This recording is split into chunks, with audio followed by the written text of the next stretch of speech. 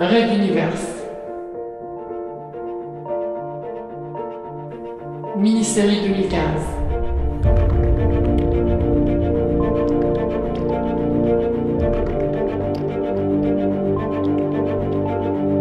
Dualité.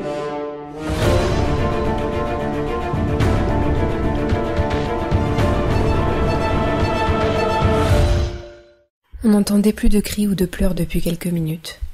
L'avait-il étouffée, tuée, bâillonnée, ou simplement s'était-elle résignée? Blam tira le zip et ferma le sac plastique contenant son assistant, feu l'interne Estoba.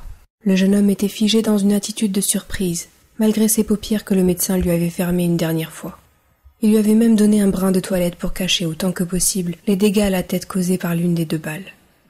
Y avait-il une chance encore de sauver l'infirmière?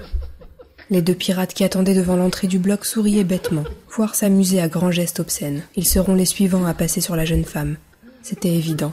« Estoba, pourquoi as-tu fait cela? Peut-être qu'il se serait arrêté, ou que les borgneurs auraient sifflé la fin de la partie, si l'on avait su discuter avec lui et pas foncer dans le tas. » Ces hommes étaient des bouchers, de talentueux, barbares et routiniers bouchers. La mort, le pillage et le viol faisaient partie de leur vie comme la sauvegarde des patients la nôtre. Qu'espérais-tu donc? Notre mission est d'abord et avant tout de soigner et protéger nos patients, pas de combattre pour une cause, aussi juste soit-elle. Des coups résonnèrent contre le mur de la réserve, des coups de pied. Se défendait-elle malgré l'évidence du rapport de force?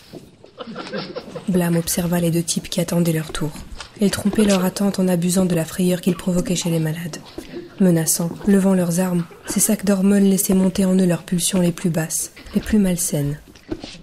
L'un d'entre eux, celui chargé de surveiller la salle d'attente des patients, fut pris d'une inspiration et s'approcha d'une vieille femme entourée de ses deux petites filles. Il posa simplement le canon de sa mitrailleuse contre le front de la malheureuse et demanda quelque chose aux fillettes.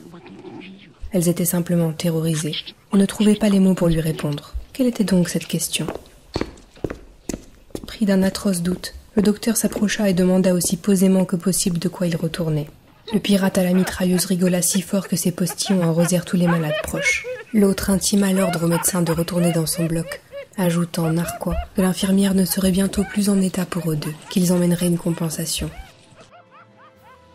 Blam se figea. D'une voix monocorde, il demanda à son interlocuteur une petite assistance pour libérer de la place dans le bloc.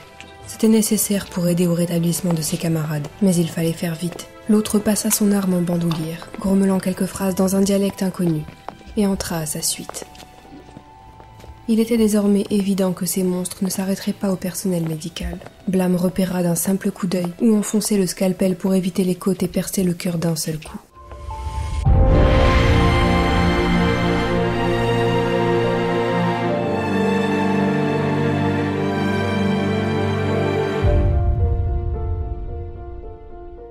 Rêve Universe. À suivre.